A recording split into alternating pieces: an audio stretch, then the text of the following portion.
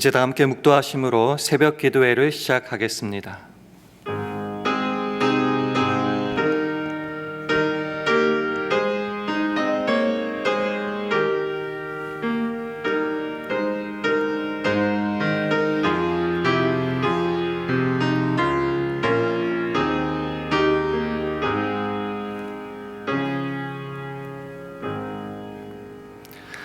너희가 서로 거짓말을 말라 옛사람과 그 행위를 벗어버리고 새 사람을 입었으니 이는 자기를 창조하신 자의 형상을 조차 지식에까지 새롭게 하심을 받는 자니라.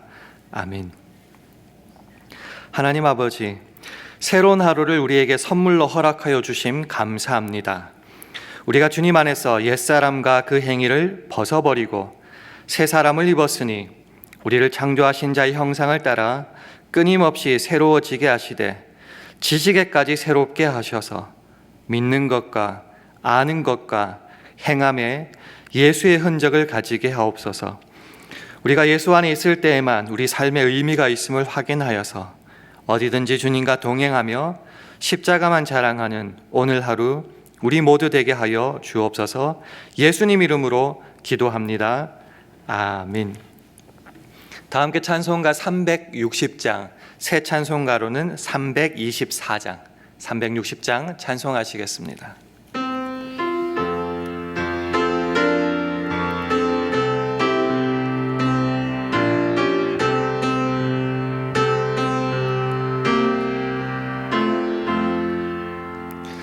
예수 나를 오라 하네 예수 나를 오라 하네 어디든지 주를 따라 주와 같이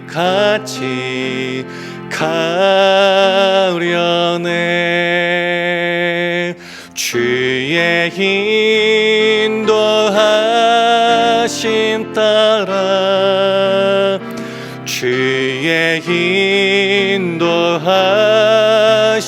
따라 어디든지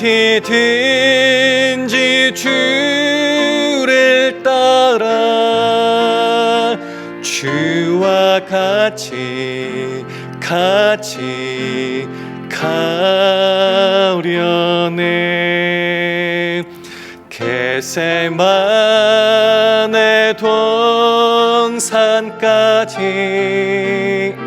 주와 함께 가려 하네 피땀 흘린 동산까지 주와 함께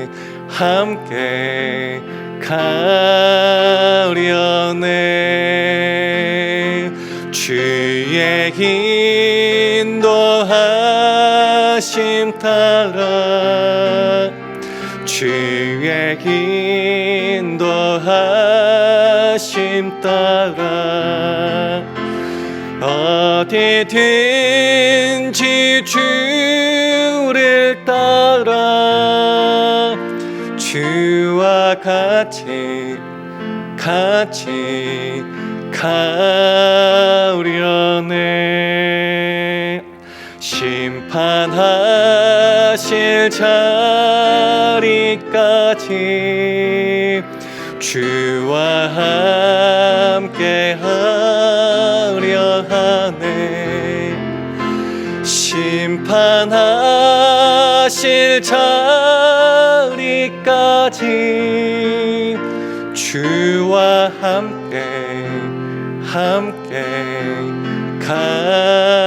가려네 주의 인도하심 따라 주의 인도하심 따라 어디든지 주를 따라 주와 같이 같이 가려네. 주가 그 신을 나를 항상 돌아보고 많은 영광 보여주며 나와 함께 가시네. 주의 인도하심 따라 주의 인도하심 따라 어디든지 주를 따라 주와 같이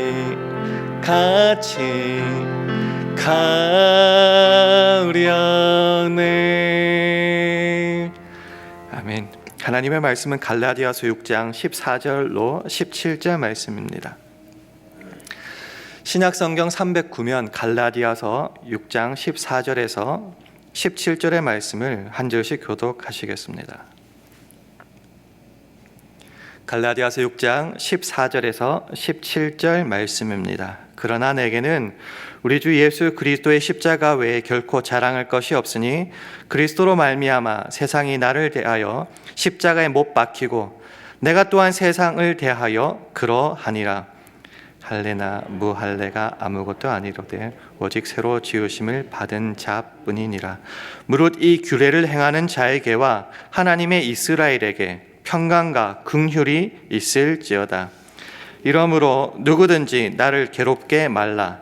내가 내 몸에 예수의 흔적을 가졌노라. 아멘. 할렐루야. 새벽기도에 나오신 여러분들에게 하나님의 은혜와 평강이 함께 하시기를 기원합니다. 우리 주의 평강을 기원하며 서로 샬롬으로 인사하는 시간 가지겠습니다. 샬롬, 샬롬. 추수감사절이 있는 주간을 시작하게 되었습니다. 우리가 감사해야 될 제목이 어떤 것들이 있는지 또 무엇으로 감사해야 될지 오늘 말씀을 통해서 한번 찾아보기를 원합니다. 지난주 월요일 우리는 예수를 믿는 그 이유로 인하여서 세상의 것을 즐기고 추구하면서 동시에 하나님 나라를 위해 멋있게 살아가는 것은 불가능하다라고 확인했습니다. 예수를 믿는다는 것은 세상과 전혀 다른, 본질상 전혀 다른 나라에 속하는 것이라고 확인했고요. 그래서 내 욕심을 따라 죄가 다스리는 세상에 대해서는 죽었다라고 말씀드렸고요.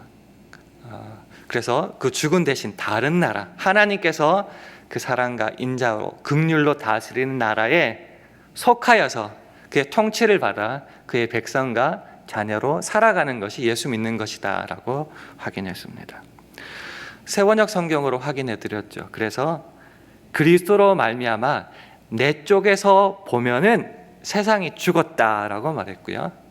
세상 쪽에서 보면은 내가 죽었다. 그게 14절 말씀이었다고 확인했고요. 그래서 이 위대한 갈림길이 뭔가 세상의 어떤 근거 자랑 그런 것들이 아니라 오직 십자가였고요. 그래서 내 자랑은 오직 십자가라고 확인했습니다. 다시 한번 오늘 보면 14절 말씀 함께 읽도록 하겠습니다. 시작. 그러나 내게는 우리 주 예수 그리스도의 십자가 외에 결코 자랑할 것이 없으니 그리스도로 말미암아 세상이 나를 대하여 십자가에 못 박히고 내가 또한 세상을 대하여 그러하니라. 그럼 세상의 것은 때로 그렇게 우리가 소망하고 갈망하고 쥐기를 원하는 그 세상의 것은 이제 어떻게 되는가?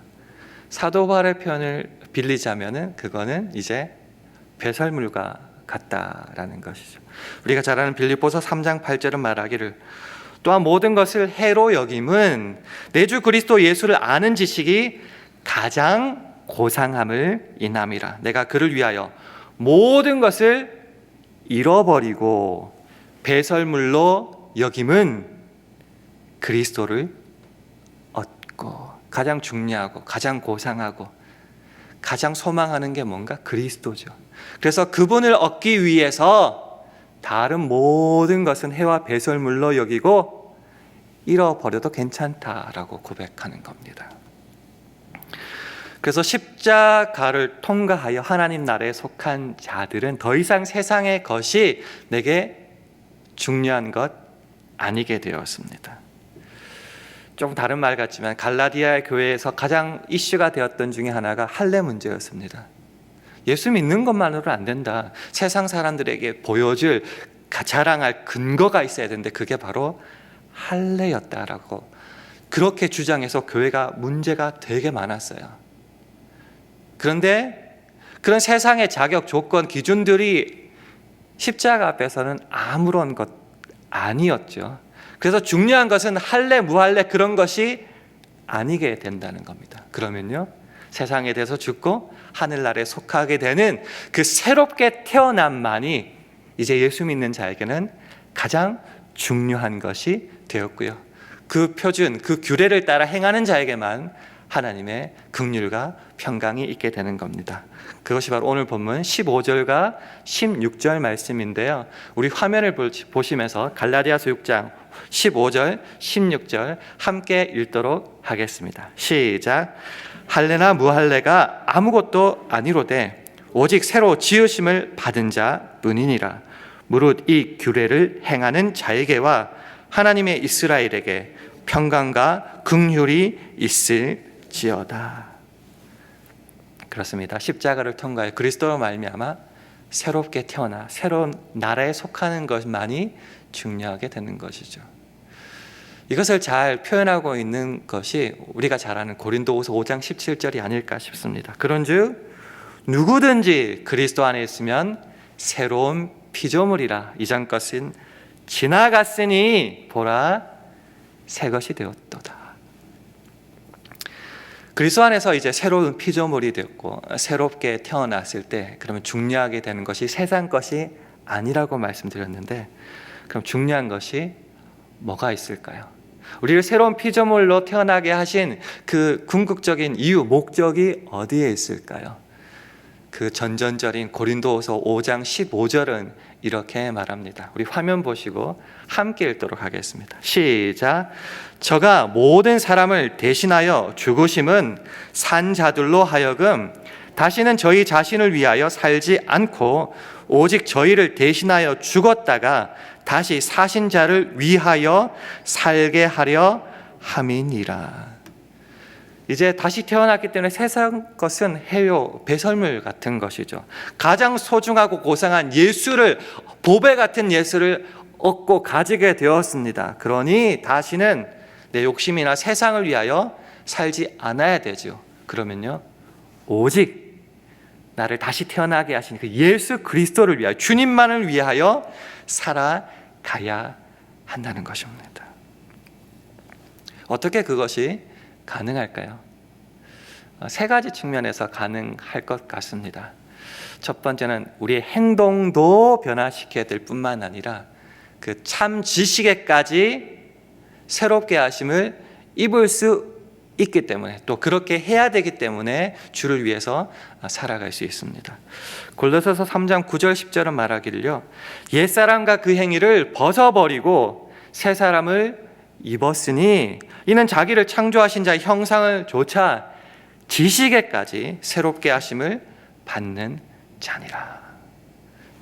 행위, 행동에 대해서 플러스 지식, 참 지식에까지 새롭게 될 수 있다라고 말하는 거죠. 종 같은 강압적인 명령, 권위에서 명령, 푸시를 받는 사람은 행동을 변화할 수 있습니다. 근데 그 속마음이 어떨지는 모르죠. 그러나 행위뿐만 아니라 정말 그리스도의 모습, 하나님의 그 형상을 따라 지식에까지 새롭게 된다면요, 정말 진정으로 행동과 그 모든 것이 변화될 수 있다라는 것이죠. 그래서 우리도 주를 위해서 살아가기 위해서는 행동도 변화될 뿐만 아니라 참 지식에까지 우리가 새롭게 되심을 입어야 한다는 것이죠. 두 번째는요, 그래서 아는 것과 믿는 것이 하나가 되어서 온전한 사람을 이루어야 된다는 것입니다. 에베소서 4장 13절 말하기를 우리가 다 하나님의 아들을 믿는 것과 아는 일에 하나가 되어 온전한 사람을 이루어 어떻게 된다고요? 그리스도의 장성한 분량이 충만한 데까지 이르리니라고 말하고 있습니다. 행동과 지식이 변하면요, 믿는 것과 아는 것에 온전한 사람이 될 수 있습니다. 그렇게 온전한 사람이 되면요, 그리스도의 장성한 성숙한 분량에 이르기까지 나아갈 수 있기에 주를 위해 살 수 있게 되는 거죠.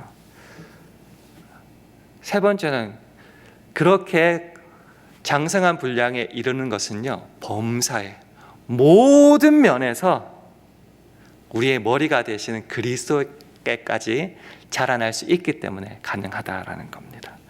우리가 잘 아는 에베소서 4장 14절부터 16절까지의 말씀을 우리 화면을 통해서 우리 좀 길지만 함께 읽도록 하겠습니다. 시작.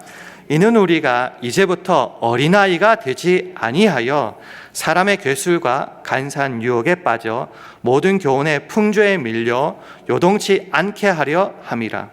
오직 사랑 안에서 참된 것을 하여 범사에 그에게까지 자랄지라. 그는 머리니 곧 그리스도라. 그에게서 온 몸이 각 마디를 통하여 도움을 입음으로 연락하고 상합하여 각 지체의 분량대로 역사하여 그 몸을 자라게 하며 사랑 안에서 스스로 세우느니라. 모든 면에서 우리의 머리 되시는 그리스도에까지 자라날 수 있다라는 겁니다. 어린아이처럼 되었을 때는 세상의 것에 조금이라도 영향을 받는다면 막 휘청거리죠. 생각도 행동도 달라질 수 있지만 범사에 그리스도에까지 자라나면은 우리는 더 이상 어린아이가 되지 않는다는 겁니다. 그럴 때 혼자만이 아니라 그리스도를 머리 나누 저와 모든 지체들이 이제는 주님 안에서 자랄 수 있고 건설될 수 있다라는 것이죠. 여기까지 보면 참 멋있고 어렵지 않은 것 같지만은 이제부터 좀 현실적인 문제로 들어가 봐야 될 것 같습니다. 예수를 믿음으로 새로운 날에 속해서 정말 주를 위해서 열심히 살아가는 것, 멋있고 명예롭고 어떻게 보면은 쉽게 가능할 것 같지만 사실은 쉽지 않다라는 것이죠. 우리가 기억해야 될 것은 우리가 살아가야 될 세상은 완전한 하나님 나라가 아니다라는 것이죠. 아직은 죄가 다스리고 하나님을 반대하는 무리들이 더 많은 것이 우리가 살아가야 될 세상이다라는 것이죠. 그래서 히브리서나 베드로전서를 보면은 우리가 하늘 시민권을 가진 우리가 이 땅을 외국인 나그네로 살아간다는 표현이 그래서 가능한 겁니다. 이 땅의 주인이 아니기에, 시민권자가 아니기에 때로는 외국인처럼 이방인처럼 취급을 받고 살아간다는 것이죠. 그 말을 조금 더 현실로 돌리면은 예수를 믿고 그의 나라를 위해서 살아가다 보면은 작게는 유혹, 심하게는 핍박과 환난과 시험, 때로는 죽음까지 있을 수 있고, 아니 실제로 그렇다라는 겁니다. 우리의 표된 예수 그리스도를 향하여 달려갈수록 세상의 방해는 점점 심해질 겁니다. 주님께서 말씀하셨다시피 우리를 미워하는 것이 아니라 우리가 믿는 예수를 세상이 미워하기 때문입니다. 그래서 예수를 믿고 그 나라를 위해서 열심히 살아가기로 작정하며 실제로 그렇게 살아가는 우리들에게 필수적으로 나타날 수밖에 없는 것이 바로 예수의 상처, 예수의 흔적이다라는 겁니다. 오늘 보면 갈라디아서 6장 17절 말씀을 우리 화면을 통해서 함께 읽겠습니다. 시작. 이후로는 누구든지 나를 괴롭게 말라. 내가 내 몸에 예수의 흔적을 가졌노라. 예수의 흔적, 세번역 성경 찾아보니까요, 예수의 상처 자국이라고 더 직설적으로 표현했습니다. 예수의 상처 자국. 그가 예수를 믿고 예수를 전하기 위해서 작게는 배도 고팠고 환난도 있었지만은 매 맞고 파선당하고 핍박당하고 매질당하고 때로는 죽기까지, 거의 죽음의 방불한 상태까지 이르렀던 그 모든 상처 자국, 그게 예수의 흔적이다. NASB 찾아보니까 그거를 브랜드 마크라고 이렇게 표현했더라고요. 예수의 브랜드 마크. 그것을 사도 바울은 가졌는데 우리들에게는 그 예수의 상처 자국, 브랜드 마크가 있습니까? 흔적이란 단어는 스티그마타라고 원어로 되어 있는데요. 찾아보니까 소나 양, 그런 짐승들 또는 노예에게 낙인을 찍는 거였어요. 왜 낙인을 찍는가? 얘 주인이 누군가를 알리는, 소유주를 알리는 표시였더라고요. 예수의 흔적, 그 상처 자국이라는 것은요, 그 흔적, 상처 자국이 있는 자들이 예수 거다, 예수가 주인이다라는 표시. 그 누구든지 보는 사람은 다 알 수 있는, 누구라도 부인할 수 없는 흔적, 표시라는 겁니다. 저와 여러분에게는 누가 보아도 예수쟁이다, 예수에게 속해 있다, 예수의 자녀, 종이다라는 그 표시가 우리들에게 있습니까? 예수를 믿고 예수를 전하기 위해서 필수적으로 가질 수밖에 없는 그런 상처 자국들이 있습니까? 사도 바울은 왜 예수의 흔적을 가지고 있었을까요? 왜 도망갈 수 있는데 왜 도망가지 않고 그 예수의 흔적들을, 상처 자국들을 가졌을까요? 세 가지로 한번 생각해 봤습니다. 십자가의 고난을 통해서 부활로 나아가기 때문에 기꺼이 그리스도와 연합하여서 고난에 동참했고 그것으로 즐거워했기 때문에 흔적을 가졌다라는 거죠. 빌립보서 3장 10절은 말합니다. 내가 그리스도와 그 부활의 권능과 그 고난의 참여함을 알려하여 그의 죽으심을 본받아. 부활은 그냥 부활로 가는 것이 아니죠. 그리스도의 죽음을 통과하여, 그 고난을 통과하여 부활로 나가는 것이기 때문에 그 고난에, 그 죽으심에 기꺼이 참여하는 겁니다. 베드로전서 4장 13절은 오직 너희가 그리스도의 고난에 참여하는 것으로 즐거워하라. 이는 그의 영광을 나타내실 때에 너희로 즐거워하고 기뻐하게 하려 함이라. 그래서 고난은 부끄러운 것이 아니라 즐겁고 감사한 것이었습니다. 그래서 기꺼이 그 고난에 동참하여 예수의 흔적을 가졌습니다. 두 번째는 왜 동참했을까? 그 십자가의 도가 하나님의 능력임을 알기 때문에 피하지 않았다라고 믿습니다. 고린도전서 1장 18절은 십자가의 도가 멸망하는 자들에게는 미련한 것이요 구원을 얻는 우리들에게는 하나님의 능력이 됨이라 말씀하십니다.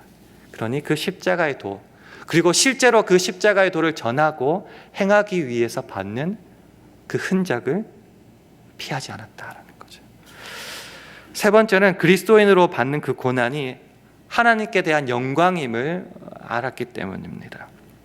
베드로전서 4장 16절에 보면 만일 그리스도인으로 고난을 받은즉 부끄러워 말고 도리어 그 이름으로 하나님께 영광을 돌리라라고 말씀합니다. 내가 하나님 나라에 속해 있다면은 그 고난에 참여하는 것이 당연하다. 예수님의 부활을 제자들을 통해서 소식을 들은 제자들은 때로 믿지 않았던 것 같습니다. 두려워했습니다. 근데 그 제자들이 언제 부활 확신했습니까? 예수를 보고 그 흔적, 자국, 상처 자국을 만지고 확인했을 때 확신하지 않았습니까? 특별히 도마가 그러지 않았습니까? 우리가 예수님을 어떻게 확인합니까?